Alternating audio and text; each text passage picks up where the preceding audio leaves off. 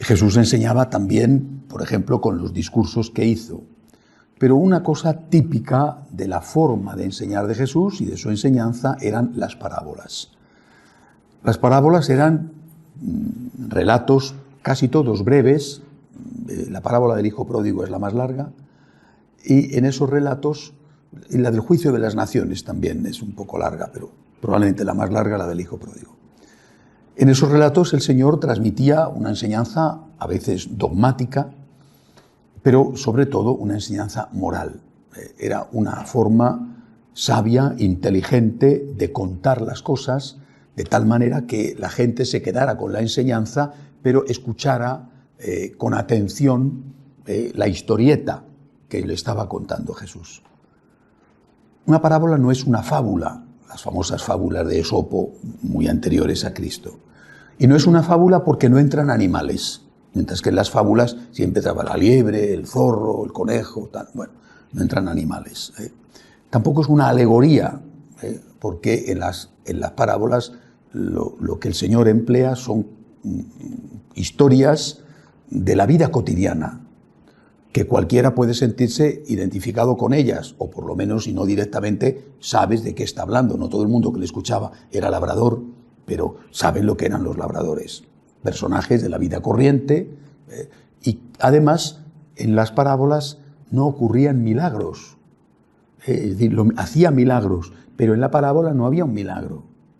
No es que en la parábola, por ejemplo, del hijo pródigo, cuando el hijo sinvergüenza está allí peleándose con los cerdos por comer las bellotas, no se aparece un ángel del cielo que le dice: canalla, que tienes a tu padre llorando y que además allí vas a comer una ternera, que no te digo nada, deja los cerdos, deja la bellota y márchate a tu casa. O sea, no hay hechos milagrosos, son acontecimientos de la vida real que cualquiera, repito, podía entender, a través de los cuales contaba el Señor, daba una enseñanza dogmática y sobre todo moral.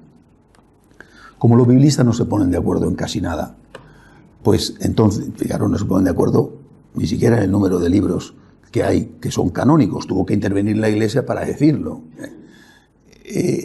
Tampoco se ponen de acuerdo en el número de parábolas que hay. Para unos son 35 y para otros son 72. Anda que no hay diferencia, que dicen 35, 37, pizca más, pizca menos, no, 35, 72, según cómo lo cuenten, según cómo lo miran, ¿no? Algunas de las parábolas, siendo distintas, repiten el mismo tema, o bien porque Jesús las ha dicho en momentos diferentes, aunque el evangelista las junte haciendo un bloque, por ejemplo, de parábolas sobre el reino, o bien porque el Señor quería insistir o añadir algún matiz y contaba una parábola tras otra. Bueno, vamos a ver algunas de las parábolas y primero, como siempre, una introducción al fenómeno de las parábolas. Como se ha dicho, las parábolas son relatos breves, inventados, pero extraídos de la vida real, con los que Jesús pretendía transmitir una enseñanza. Tanto el Señor como sus oyentes sabían que lo que Jesús estaba contando no eran historias de personas concretas, sino historias inventadas, pero que contenían un mensaje.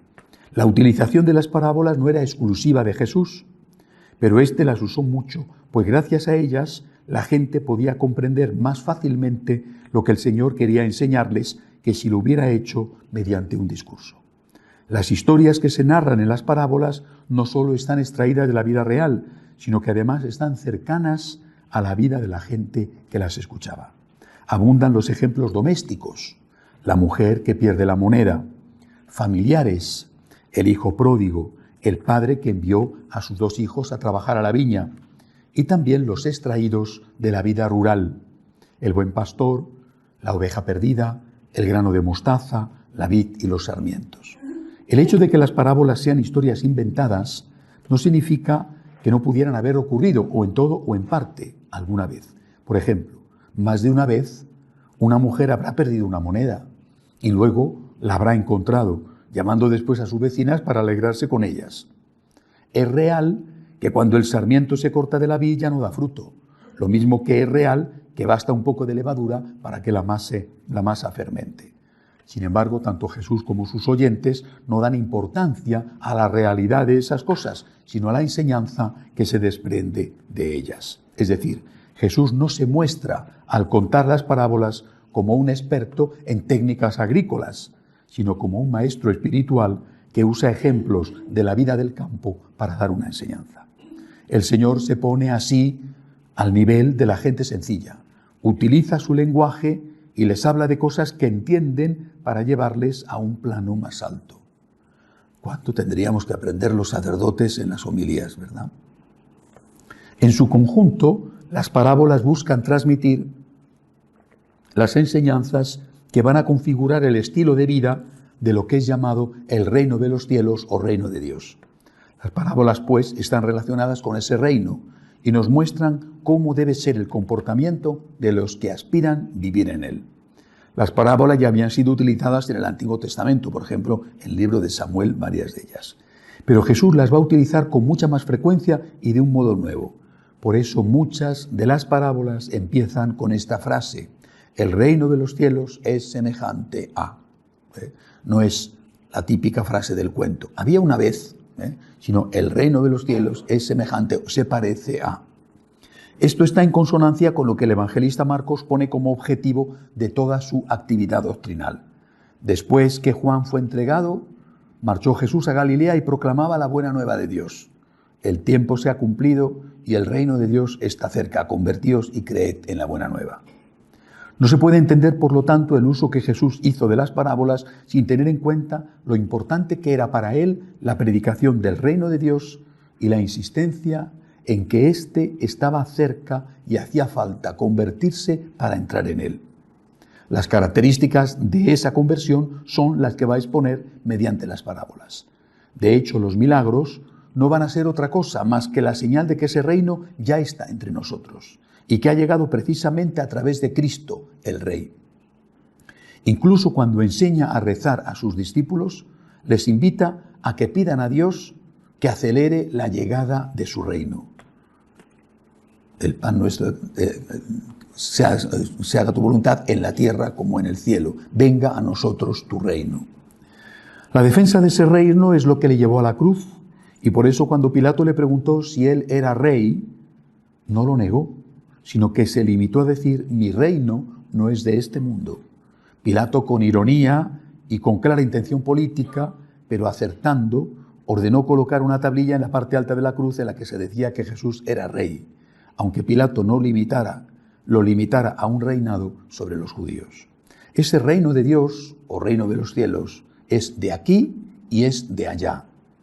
Al cumplir los mandamientos del Señor, resumidos en su único mandamiento, que es el del amor a imitación suya, estamos ya en el reino de los cielos mientras vivimos en la tierra, porque estamos en gracia, que es lo mismo que estar en comunión con Dios. El que está en gracia, que está en comunión con Dios, es un ciudadano del reino. Eso es estar ya en el cielo. Al vivir como cristianos, hacemos presente el reino de Dios en la tierra. Hacemos que se instaure aquí ese mundo de paz, de justicia, de amor que Cristo vino a instaurar.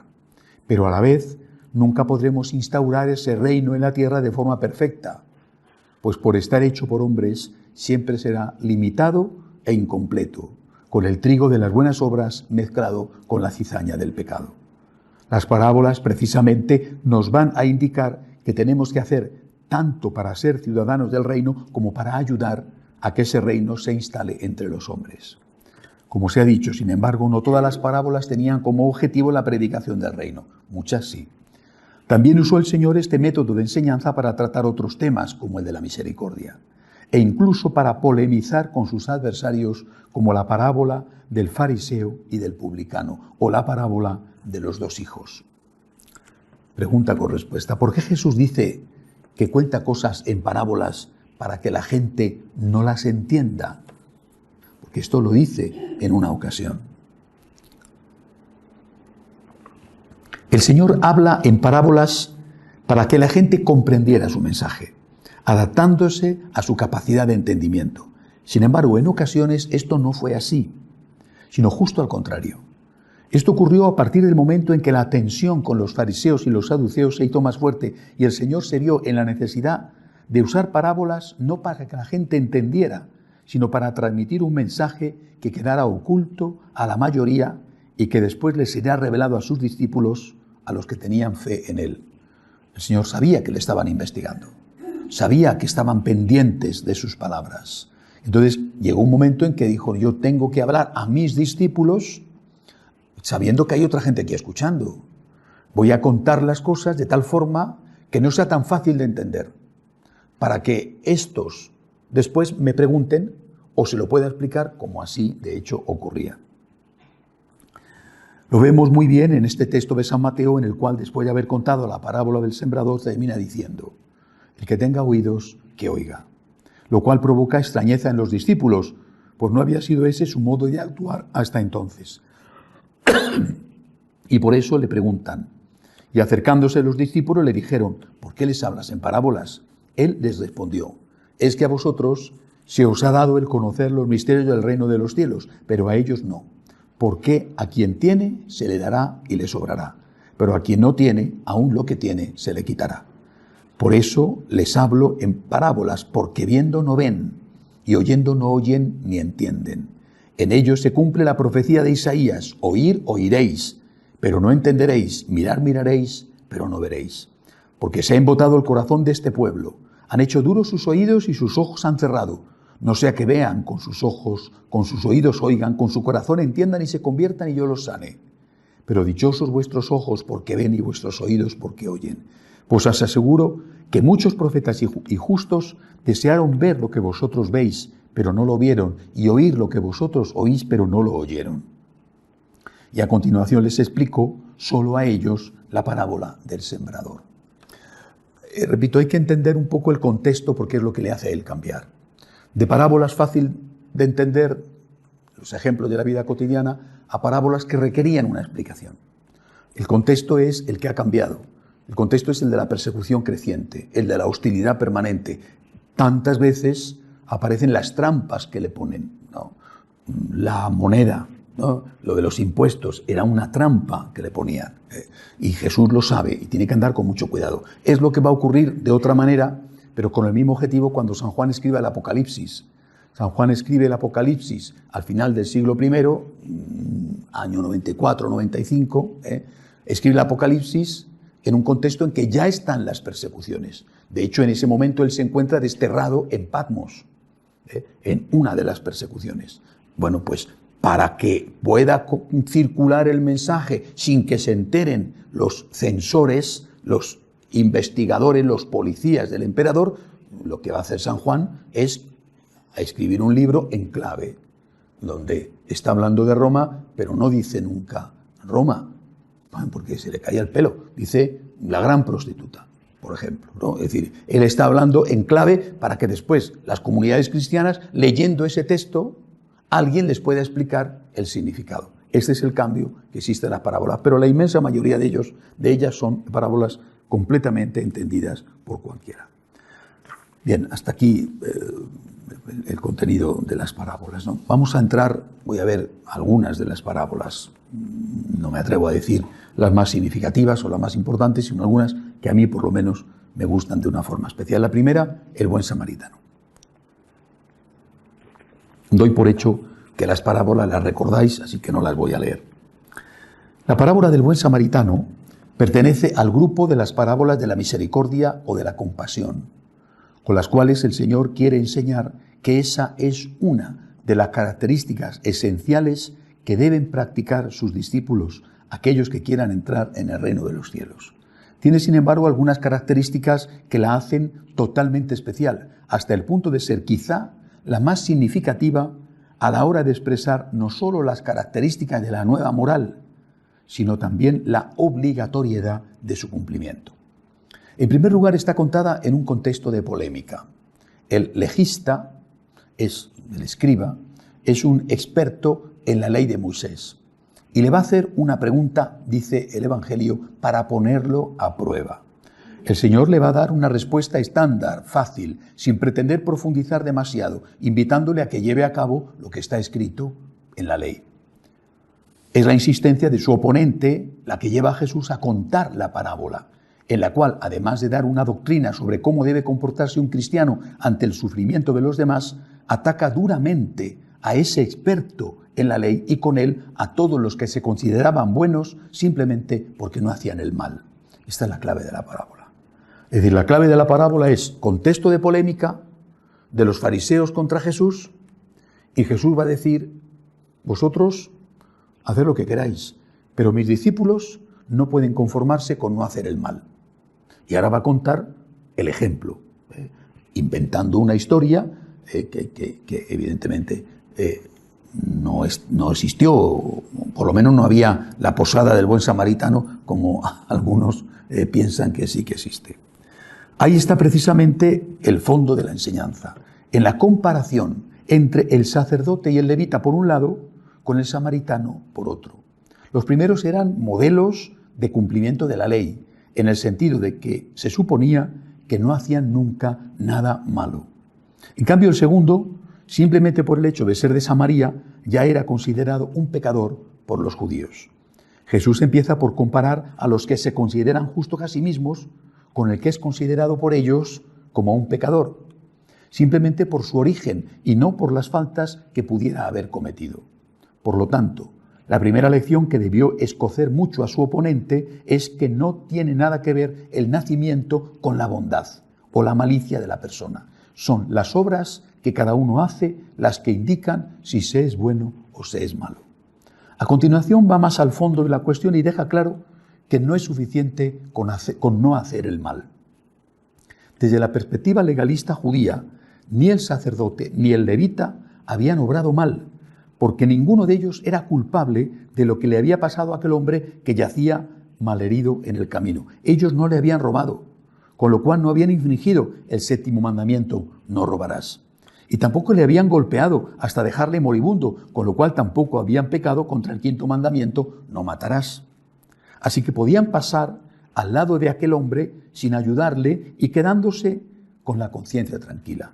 Desde un punto de vista estrictamente legal, lo que Moisés mandaba era no hacer el mal. Eso no significa que no se pudiera hacer el bien o que hacer el bien no fuera algo aconsejable, pero no era obligatorio. No estaba sancionada la ausencia del bien con la categoría de pecado, de incumplimiento de la ley. Si hacías el mal, pecabas, pero si no hacías el bien, no pecabas. Esto es el fondo de la cuestión, y ahí es donde Jesús entra de lleno con esta parábola. Fijaros la profundidad y la importancia del tema, porque también para nosotros esta es una gran enseñanza. La mayoría se confiesan de los pecados que han cometido, del mal que ha hecho. Casi nadie se confiesa del bien que ha dejado de hacer, pudiendo haberlo hecho. El bien imposible, ¿cómo lo vas a hacer? Pero el bien posible, a una costa de un esfuerzo, de un sacrificio, de una limosna que te hace perder algo, o de un tiempo que dedicas, o de lo que sea, ese bien posible lo tienes como algo opcional. Mientras que Jesús deja claro, y lo dirá después en la última cena, Jesús deja claro que para el habitante del reino de los cielos, es decir, para estar en gracia de Dios, que ese es el ciudadano del reino, porque estará en gracia de Dios aquí y entrará en el reino definitivo al morir, para ese no hacer el mal es lo primero, pero no es lo único. No hacer el mal y hacer el bien. Y por eso va a contarlo, es una forma bellísima y perfecta, es decir, como con un ejemplo, con una parábola, resume la moral católica. No hagas el mal, pero tienes también la obligación de hacer el bien. Y con esto, insisto, no es que los judíos no hicieran el bien. Los judíos hacían el bien y lo siguen haciendo. Entre ellos o como sea. Bueno, yo no voy a entrar en ese asunto. Pero los judíos hacían el bien y siguen haciendo el bien. Pero no era una obligación. Era una cosa opcional. Lo importante es que cumplas los numerosísimos requisitos que tenía la ley judía. Con eso tienes la conciencia tranquila. Si además haces el bien, pues es estupendo. Pero una obligación no lo era. Mientras que lo que Jesús quiere decirnos es que esto valdrá para los judíos, pero para mis seguidores no basta. Es el principio, es lo primero, pero además hay que hacer el bien. Para Jesús hay el mismo pecado en hacer el mal que en no hacer el bien pudiéndolo hacer. Esta misma enseñanza la expondrá de forma más clara aún cuando hable del juicio que tendrá lugar al final de los tiempos, en el cual seremos juzgados no solo por el mal que hemos hecho, sino también por el bien que hemos dejado de hacer. Si nos da tiempo lo veremos, es el juicio a las naciones. Id malditos de mi Padre, porque he tenido hambre y no me habéis dado de comer. No dice, id malditos, porque he tenido hambre por culpa vuestra, porque me habéis robado. Porque has tenido hambre. ¿Yo qué tengo que ver que has tenido hambre? Has nacido en un país pobre, te ha tocado bajo un dictador comunista. ¿A mí qué me cuentas? Oye, que yo no puedo resolver los problemas del mundo. Me traes sin cuidado tu problema. Yo no te he robado, yo no te he matado, yo no te he hecho nada, no es mi problema. Y Jesús dice, un momento, ¿tú has podido ayudar o no has podido ayudar? Esta es la cuestión. Si tú has podido ayudar, tienes la obligación de hacerlo. No es que a mí yo no le he hecho nada, por lo tanto yo tengo la conciencia tranquila. No, señor. Tú no le has hecho el mal. ¿Pero tú has podido hacer el bien? Si te has podido hacer el bien y quieres estar en gracia de Dios, quieres ser discípulo del reino, entonces, amigo, tienes que hacer el bien posible. No el bien imposible, lo vas a hacer, pero el bien posible tienes que hacerlo. Si no, no podrás tener la conciencia tranquila. Estás cometiendo un pecado de omisión, que puede ser a veces mucho más grave que el pecado de comisión. Por lo tanto, para el Señor, el que quiera considerarse discípulo suyo no puede seguir analizando su conciencia únicamente desde la perspectiva judía, expresada en la formulación negativa contenida en los 10 mandamientos. Se llama negativa porque empieza siempre con un no. No matarás, no robarás, no mentirás. El cristiano tiene que examinar su conciencia sobre el mal que ha hecho y también sobre el bien que ha dejado de hacer, pudiendo hacerlo aún a costa de un esfuerzo. El buen samaritano de la parábola no es un médico portentoso que cura al moribundo apaleado. ¿Quién puede hacer eso? No hace lo que no puede, sino que se limita a hacer lo que sí puede. Lo lleva a la posada para que lo cuiden y paga los gastos de esas atenciones. Ni siquiera se comporta como alguien que se dedica exclusivamente a ayudar a la gente, sino que es alguien que sigue con su vida y sus negocios y que va a dedicar una parte de sus ganancias a ayudar a los necesitados. Pregunta con respuesta. ¿Qué relación hay entre la parábola del buen samaritano y la obligación de hacer el bien posible? Es relativamente fácil distinguir la frontera del mal. Salvo personas afectadas por los escrúpulos, la mayoría sabe distinguir cuándo ha hecho el mal y cuándo no lo ha hecho, al menos en las cosas muy graves. Es cierto que con la confusión reinante, cada vez hay más personas que hacen el mal y no son conscientes de que lo están haciendo. Comportamientos sexuales e incluso atentados contra la vida como el aborto. Pero eso todavía no es lo más frecuente, aunque quizá no se tarde mucho en llegar a ello. Sin embargo, la frontera entre el bien que debemos hacer, porque si no lo hacemos cometemos un pecado, y aquel bien que no podemos hacer es más sutil, más difícil de precisar. Hace falta ahí sí el discernimiento. No debemos hacer el mal y debemos hacer el bien.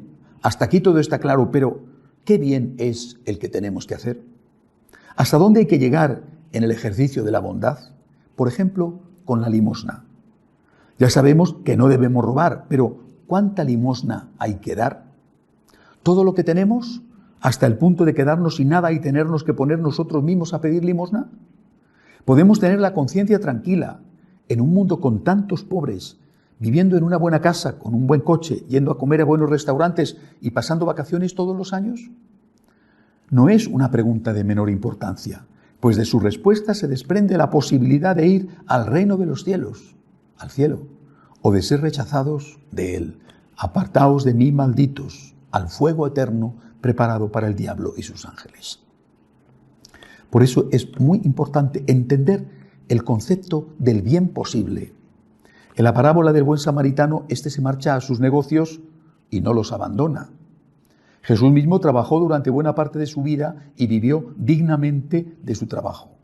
Después, durante su vida pública, aceptó la ayuda que le brindaban personas generosas a las cuales no les exigió que dejaran todo lo que tenían para seguirle o que lo vendieran todo para dárselo a los pobres. Por ejemplo, la familia de Betania, donde se hospedaba, compuesta por Lázaro, Marta y María, no tuvo que vender su casa e irse a vivir a la calle como mendigos. Si algunos hicieron eso, los apóstoles, que renunciaron a todo para seguirle, fue por una vocación particular. pero no porque fuera obligatorio para todos los seguidores de Jesús que renunciaran a sus bienes y a sus familias para seguirle. Al joven rico, el Señor le aconseja que lo haga, pero solo porque era él quien le estaba pidiendo a Jesús que le indicara lo que debía hacer para alcanzar la perfección. San Pablo lo explica muy bien cuando está pidiendo a los cristianos de Corinto que sean generosos en la limosna para ayudar a los de Jerusalén. No que paséis apuros, dice San Pablo, no que paséis apuros para que otros tengan abundancia, sino con igualdad. Al presente, vuestra abundancia remedia su necesidad, para que la abundancia de ellos pueda remediar también vuestra necesidad y reine la igualdad, como dice la Escritura. El que mucho recogió, no tuvo de más, y el que poco, no tuvo de menos. El cristiano, pues, tiene la obligación de ayudar al prójimo necesitado. Insisto, la obligación.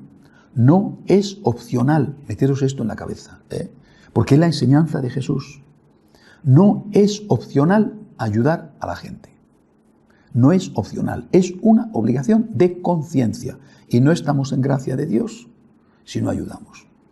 No basta con no hacer el mal.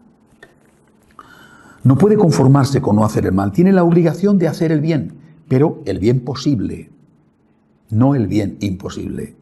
En este ejercicio del bien no se trata de pasar apuros, sino de compartir con los que tienen menos aquello que sobra o de lo que se puede prescindir con un cierto sacrificio, no con un sacrificio absoluto, teniendo en cuenta no solo las necesidades personales, sino también las responsabilidades familiares y las necesidades profesionales, es decir, lo que se conoce como los deberes de Estado, que son aquellos inherentes a la propia vocación y situación.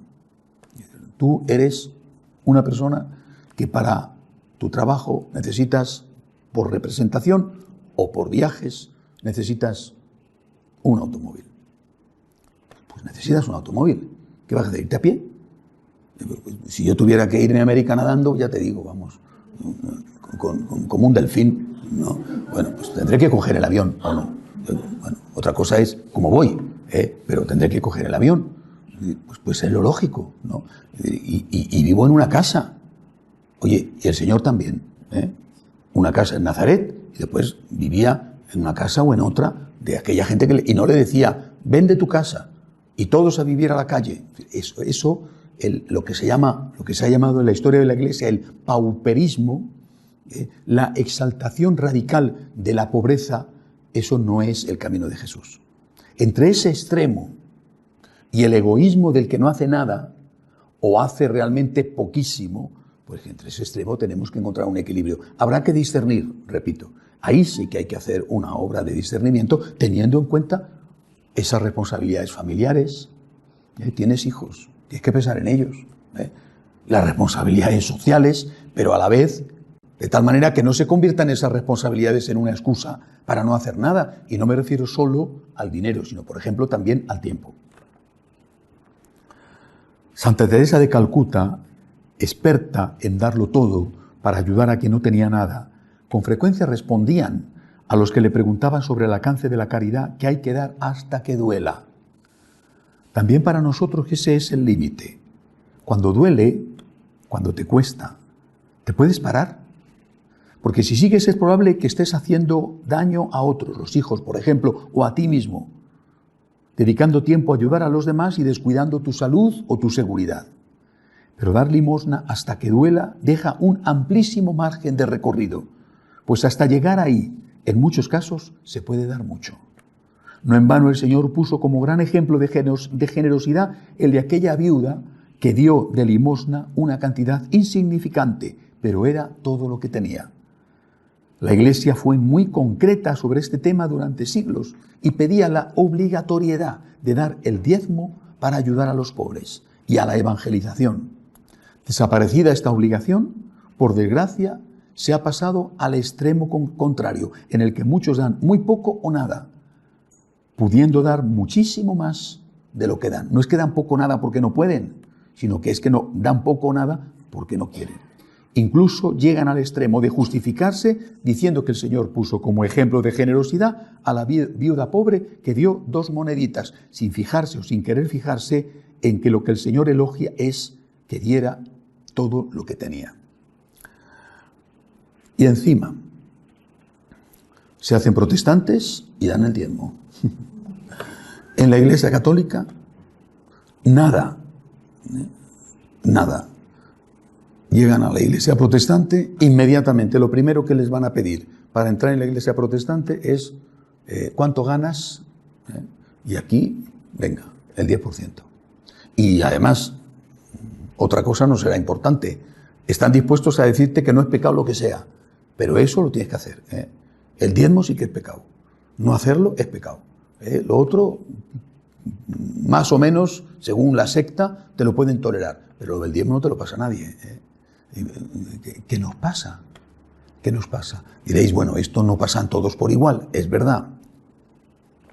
Ni siquiera se puede decir que los latinos, no es cierto. Yo conozco muchos latinos que son extraordinariamente generosos. Y tengo en la mente algunas personas de forma en particular. Son extraordinariamente generosos. De una generosidad que raya en el verdadero sacrificio.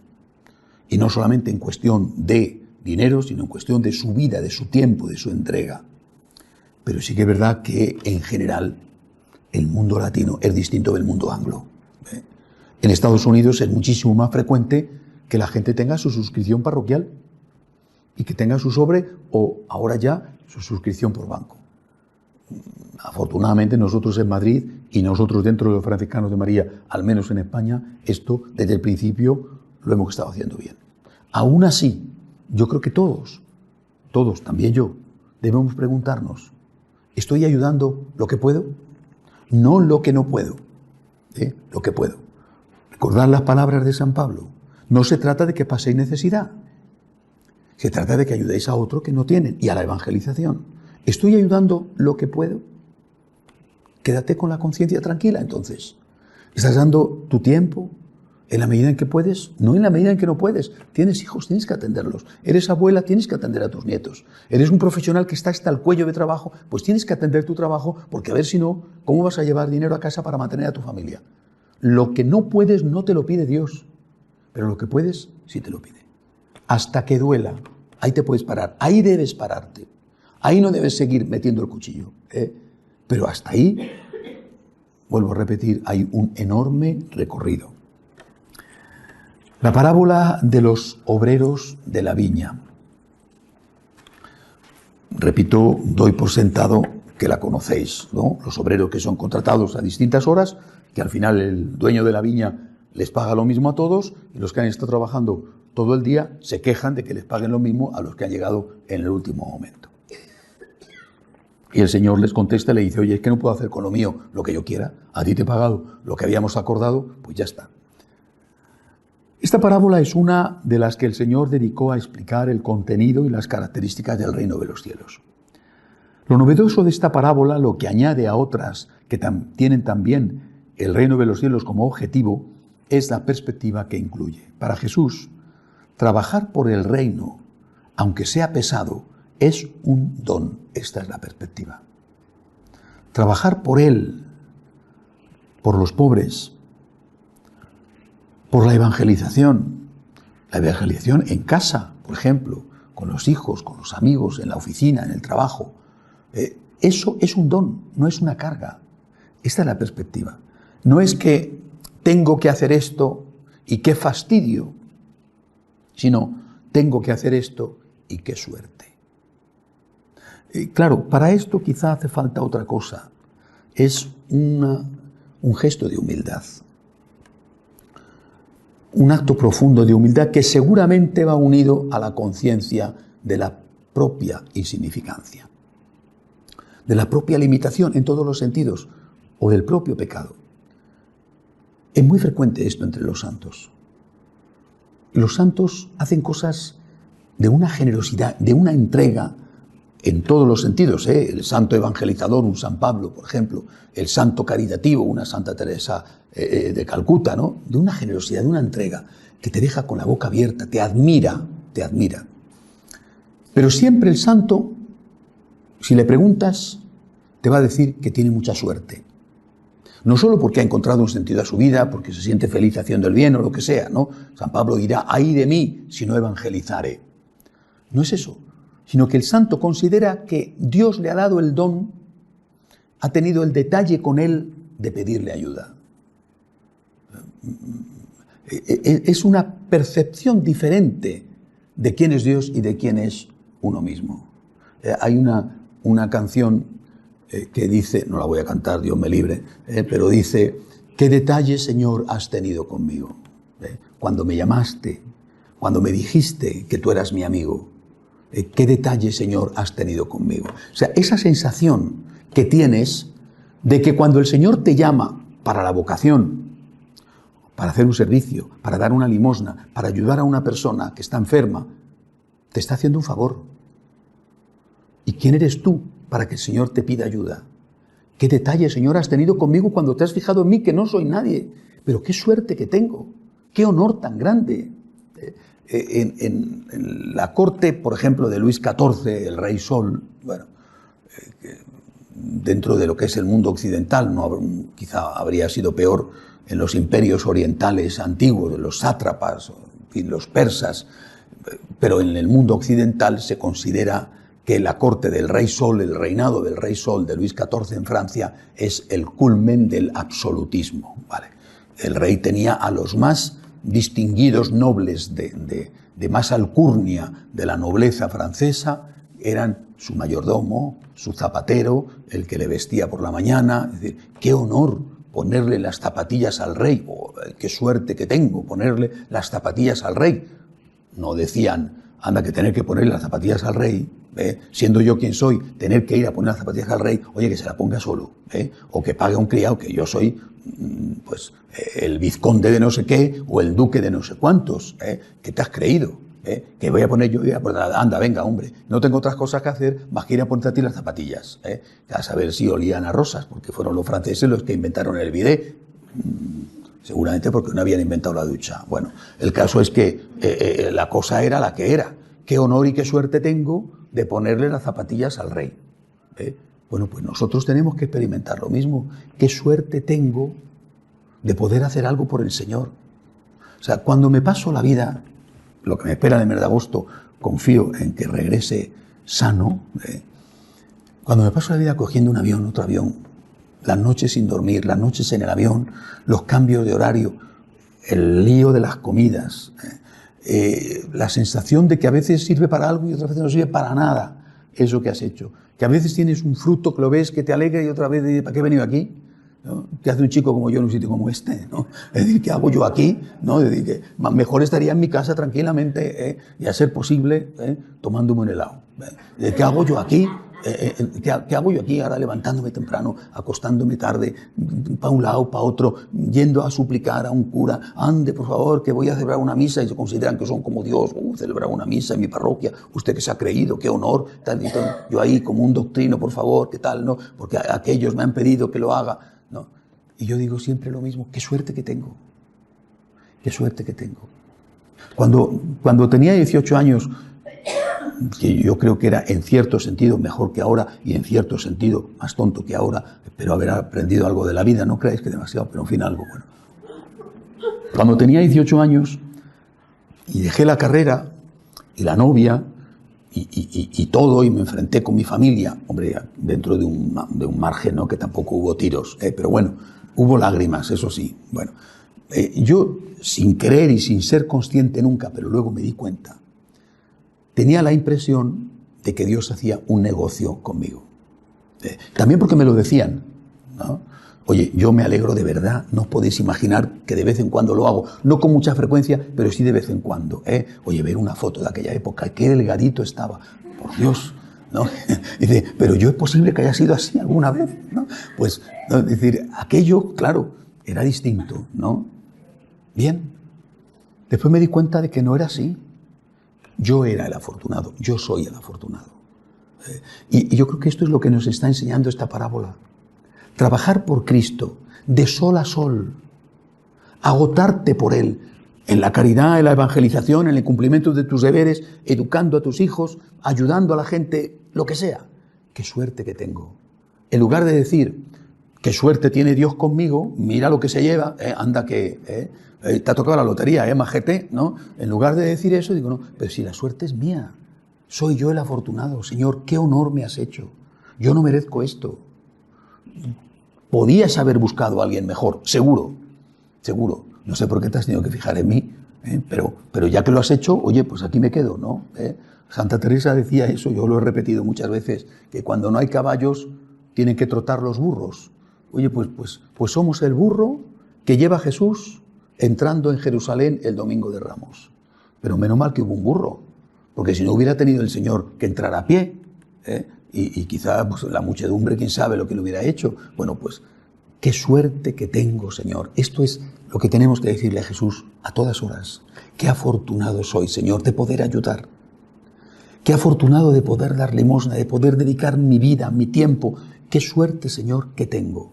Qué suerte. Porque trabajar en tu viña de sol a sol y aguantar el bochorno del día, Señor, es mucho mejor que llegar a última hora. Cuando pienso en los conversos de la última hora, que a algunos les envidian, dicen, vivir la vida, ser un sinvergüenza, y en el último minuto me arrepiento, y como Dios es misericordioso, aquí paz y después gloria. Perfecto, muy bien. Pobre de ti, te has perdido lo mejor en la vida. Porque te has perdido, por ejemplo, comulgar cada día. Pobre de ti, pobre de ti. Te has perdido la felicidad inmensa de hacer el bien. La felicidad inmensa que te da ver a una persona a la cual has ayudado y donde había una lágrima has puesto una sonrisa. Pobre de ti, no te tengo ninguna envidia. Has llegado en el último minuto y te van a dar el mismo premio que a mí. No es verdad. Te darán el mismo premio que a mí en la vida eterna. Pero aquí en la tierra, a mí, que me quiten lo bailado. Porque el que se lo ha pasado bien en la tierra he sido yo haciendo el bien. Y no tú haciendo el mal. Es decir, o tenemos esta mentalidad, o primero no entendemos las enseñanzas de Jesús, y desde luego como no las entendemos, no las practicamos y nos convertimos en unos escaqueadores profesionales, es decir, que escurren el bulto continuamente diciendo hacer el bien es de tontos, no de santos, sino de tontos, y que lo haga otro y yo ya a última hora me arrepentiré y pediré perdón. Lo que pasa es que a lo mejor a veces la última hora te llega antes de lo que pensabas y no te da tiempo. Para el Señor, el más afortunado no es el que trabaja menos y cobra igual, sino el que trabaja más, aunque le paguen lo mismo que al otro. Esta perspectiva choca con un planteamiento mundano que el propio Cristo recoge en la parábola al poner una queja en boca de los obreros que llevan todo el día trabajando. Pero ante esta reacción, el dueño de la viña, que representa a Dios, no da marcha atrás, sino que responde recordando que al que protesta se le ha pagado lo estipulado y que él tiene derecho a hacer con lo suyo lo que quiera. Se entra así en otra cuestión, que es la de la misericordia divina. Se podría comparar lo que el Señor quiere enseñar con lo que la Iglesia enseña cuando habla de la posibilidad de que reciba el perdón divino el que se arrepiente de sus pecados en el último momento de su vida. Ante esta enseñanza no falta quienes dicen que esa misericordia es excesiva, porque da pie al abuso, ya que muchos preferirían vivir disolutamente y luego arrepentirse al final. Otros dicen incluso que esa misericordia representa un agravio comparativo con los que han sido fieles a Dios toda la vida. Jesús nos enseña con esta parábola algo que jamás debemos olvidar, que la salvación es un regalo y que no nos la ganamos con nuestras buenas obras. Las buenas obras son necesarias para recibir el regalo de la salvación, pero eso no significa que ésta deje de ser un regalo. Es como si te traen un paquete a casa que te manda un amigo. Es necesario que pongas tu firma en el recibo para que el mensajero te dé el paquete, pero no por eso este deja de ser un regalo, pues con la mera firma no compras lo que contiene el paquete. Sin embargo, el Señor, el dueño de la viña, no da el salario a los que no han hecho nada de nada, lo da a los que han hecho poco, pero han hecho algo.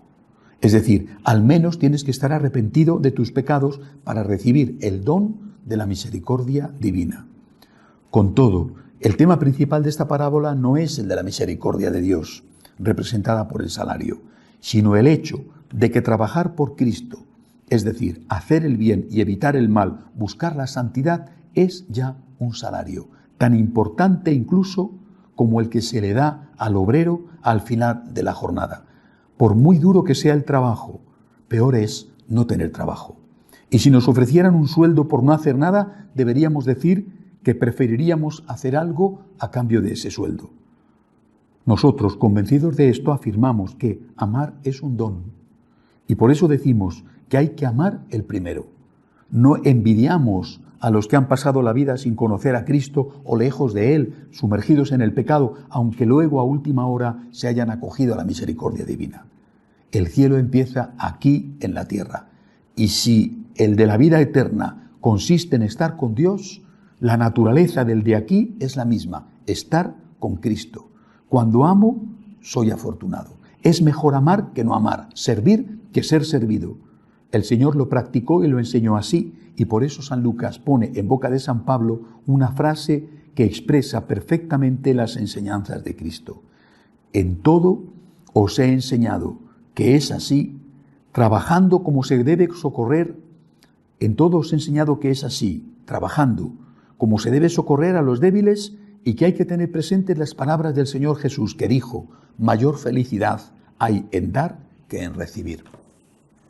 Bien, no quiero seguir más con esta parábola, quiero pasar rápidamente, abusando de vuestra paciencia, a hablar algo de la parábola del hijo pródigo. También doy por sentado que conocéis la parábola. La parábola del hijo pródigo, quizá debería de llamarse la parábola del Padre misericordioso, ocupa la mayor parte del capítulo 15 del Evangelio de San Lucas. El resto del capítulo, los 10 versículos que la preceden, están dedicados a otras 2 parábolas, la de la oveja perdida y la de la moneda perdida. Para entender bien estas 3 parábolas, y de modo especial la del hijo pródigo, hay que tener en cuenta el arranque de este capítulo 15.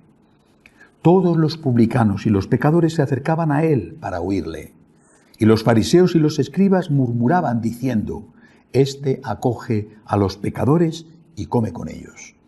Se trata una vez más de un contexto de polémica con sus habituales enemigos, pero en esta ocasión no porque estuviera violando la ley del descanso del sábado, haciendo un milagro en ese día, sino porque acogía a los pecadores para ayudarles a reintegrarse al camino de la santidad. El Señor no solo no se desdice de su comportamiento ante las críticas, sino que lo defiende y lo hace con estas 3 hermosas parábolas, de las cuales la más conocida y significativa es la del hijo pródigo. Es muy importante en esta parábola la elección de los personajes que hace Jesús, porque cada uno de ellos representa un tipo humano y por lo tanto en cada uno de ellos nos podemos ver representados. Los protagonistas de la parábola son 3, un padre y 2 de sus hijos. El primer movimiento lo lleva a cabo el hijo pequeño, que acogiéndose a la ley judía de la herencia, decide dejar la casa paterna con lo que le corresponde e irse a explorar otros mundos. Es un gesto típico de independencia adolescente juvenil, que me voy de casa. Bueno, ¿cuántas veces lo tenéis que escuchar, verdad?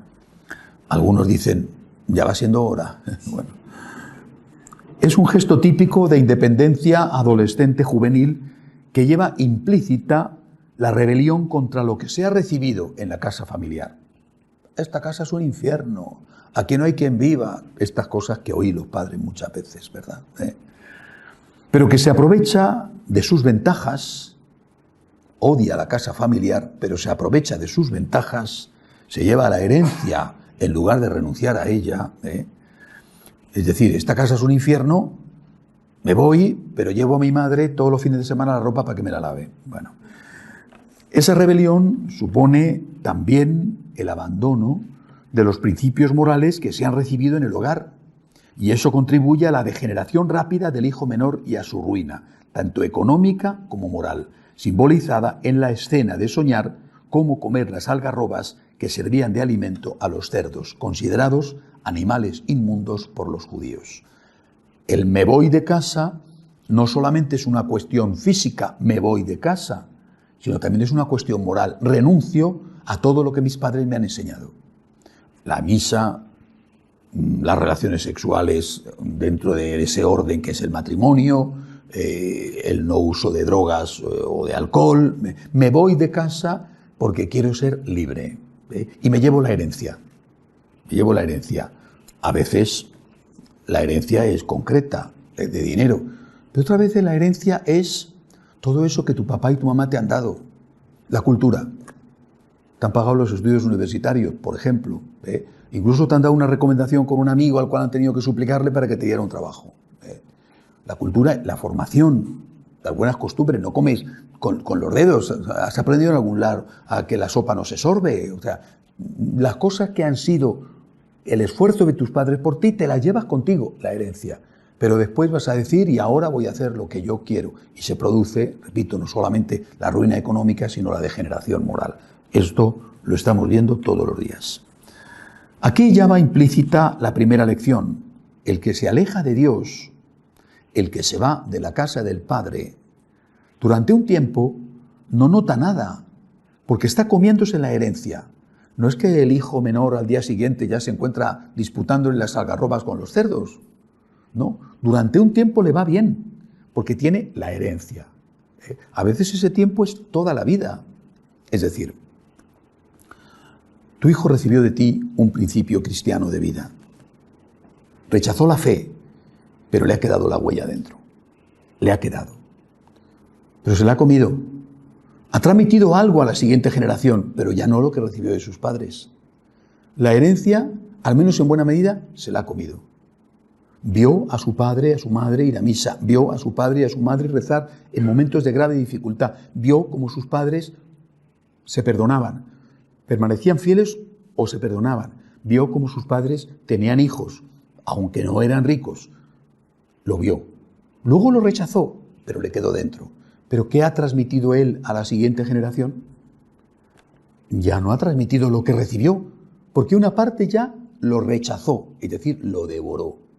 Ahora, a la siguiente generación, los nietos de esos buenos padres, se le transmite muchísimo menos. Algo sin duda, algo queda, pero muchísimo menos. ¿Y a la siguiente generación? Esto, repito, lo estamos viendo todos los días.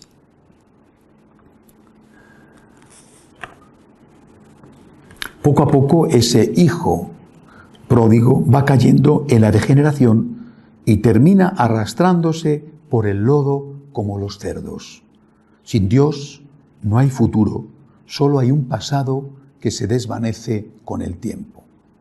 El hijo pequeño hace también el segundo movimiento. Decide volver a la casa del padre. Sin embargo, Jesús no pone en el pensamiento del muchacho ningún signo de arrepentimiento verdadero. En ningún momento dice, voy a volver a la casa de mi padre, que debe estar esperándome, y le voy a pedir perdón por haberle hecho sufrir. O he pecado mucho, y esto que me pasa me lo merezco. Debo pedir perdón a Dios y a mi padre, y tengo que volver a empezar. Lo que le mueve a regresar a la casa de su padre es el hambre, y el recuerdo de que en ella hasta los criados comían mejor de lo que él come ahora, dedicándose a guardar cerdos. Aunque dice que le pedirá perdón a su padre y que dirá, he pecado contra el cielo y contra ti, eso es solo el envoltorio adecuado para conseguir lo que busca, mejorar su mísera condición de vida, que le admitan de nuevo en la casa de su padre. No está arrepentido. No le duele lo que le ha hecho a su padre. No le duele, no ama a su padre. Pero ha aprendido una lección en la vida. En la casa de su padre se está mejor que fuera. No hay amor, hay interés. Pero el caso es que por interés y no por amor, porque en ningún momento ha pensado en su padre, por interés vuelve. Este dolor vendría a ser lo que el catecismo llama atrición, que es un dolor imperfecto, porque este arrepentimiento, este dolor por lo hecho, ¿no? Por lo que uno ha obrado, es un dolor imperfecto, es un arrepentimiento imperfecto, porque está motivado por el miedo a las consecuencias del pecado y no por el pesar de haber ofendido a la otra persona, Dios o el prójimo. Sin embargo, para el padre de la parábola, tercer movimiento, y ahora es cuando entra el padre como protagonista, tal y como la cuenta Jesús, eso es suficiente. Ciertamente que el padre no podía saber lo que había de verdad en el alma de su hijo. La frase era una frase para que fuera recibido en la casa, o la frase de estoy arrepentido, tal cual, era sincera. El padre no podía saberlo. Pero Dios, Padre, sí lo sabe. Y a pesar de eso, no le importa que su arrepentimiento no sea del todo sincero, que no sea el amor lo que le mueva, sino el hambre. Por eso, antes de que el hijo comience a hablar, el padre ya le ha echado los brazos al cuello. En el caso de Dios, que sí conoce lo más hondo de nuestro corazón, eso significa que cuando nos ve llegar al confesonario, aunque nuestro arrepentimiento no sea de contrición, sino de atrición, por miedo al infierno y no por dolor de haber ofendido a Dios, bueno, pues se alegra, Dios se alegra cuando nos ve llegar al confesonario de que estemos allí, pues eso le basta. Por eso cuando el hijo empieza a desarrollar su elaborado discurso, el padre le corta y pasa a la etapa siguiente, la fiesta de la reconciliación. Está describiendo el Señor el sacramento de la confesión. El hijo ha vuelto y está arrepentido. Quizá no sea perfecto su arrepentimiento, pero lo que importa es que está de nuevo en casa. Es por este motivo que la Iglesia enseña que basta con el arrepentimiento de atrición unido a la confesión para que queden perdonados los pecados. Mejor es, por supuesto, lo que Dios merece, por supuesto, es el arrepentimiento de contrición. Me duele, Señor, no solo por las penas del infierno, sino porque te he hecho daño y tú no te lo mereces. Entonces interviene el tercer personaje de la parábola, el hermano mayor. Hasta aquí, como una maravillosa obra de teatro de Shakespeare, que se va desarrollando en fragmentos. El hijo menor hace 2 movimientos, el padre hace el tercer movimiento y podía haber terminado aquí la parábola. La lección esencial aparentemente está dicha, pero aparece el tercer hijo, el segundo hijo, el tercer personaje. En justicia todo lo que había en la casa era suyo, pues su hermano menor ya se llevó lo que le correspondía. Eso lo reconoce el padre cuando le dice, todo lo mío es tuyo. Al acoger al hijo pródigo, el padre no está apelando a la justicia, no tiene derecho el hijo a volver, sino a la misericordia. En aquella casa el hijo pequeño ya no tenía derechos, pero aún podía pedir favores. El perdón no es pues algo debido, sino algo que se implora y que se obtiene como un regalo más que como un derecho. Puedes pedirlo y si te lo dan, debes agradecerlo porque no tienes derecho a él.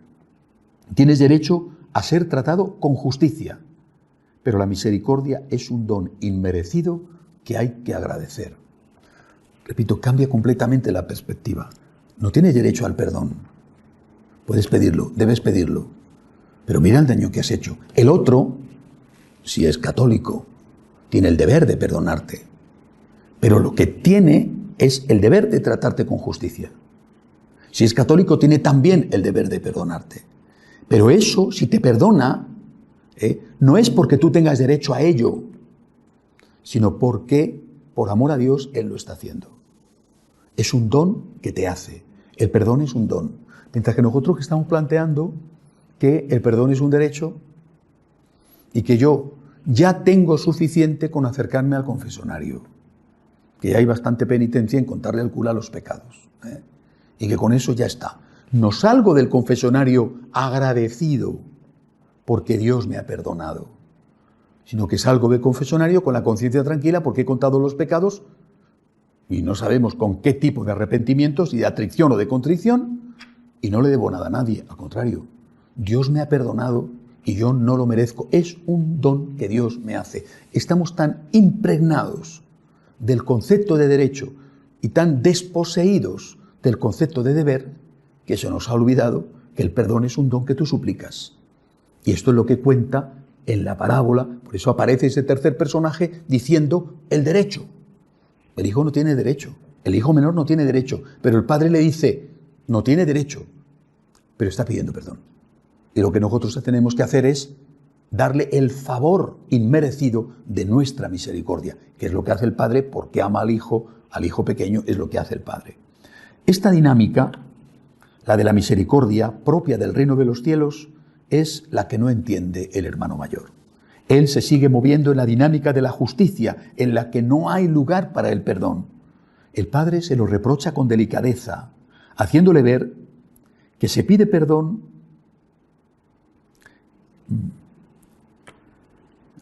que el que pide perdón es su hermano y que lo importante es que estaba muerto y que ha vuelto a la vida. En realidad, el hermano mayor se comporta como un resentido envidioso que ha soñado también él con vivir en el libertinaje, pero que no se ha atrevido a dar el paso y ahora se niega a perdonar al que hizo lo que él siempre quiso hacer, reclamando un castigo que justificara su propia decisión. El verdadero premio y la verdadera desgracia para el hermano pequeño es estar siempre con el Padre. La desgracia es no haber estado siempre con el Padre. Hijo, le dice el padre al hermano mayor, tú estás siempre conmigo, este es el premio. Es que, vuelvo a repetir, como en el caso de la parábola de los trabajadores de la viña, pero vamos a ver, ¿qué es el cielo? Estar con Dios. Por tanto, ¿el premio cuál es? Estar con Dios en la tierra, estar en gracia. ¿Cómo se está en gracia? Evitando el mal y haciendo el bien. Es que este es el cielo. El cielo empieza aquí y ahora, cuando yo estoy en gracia, soy ya un ciudadano del reino. Es que este es el cielo, es que este es el premio. Y por eso el padre le dice al hijo mayor, es que el premio ha sido que hemos estado juntos. Este es el premio. Y tu hermano, por culpa suya ciertamente, se ha perdido el premio.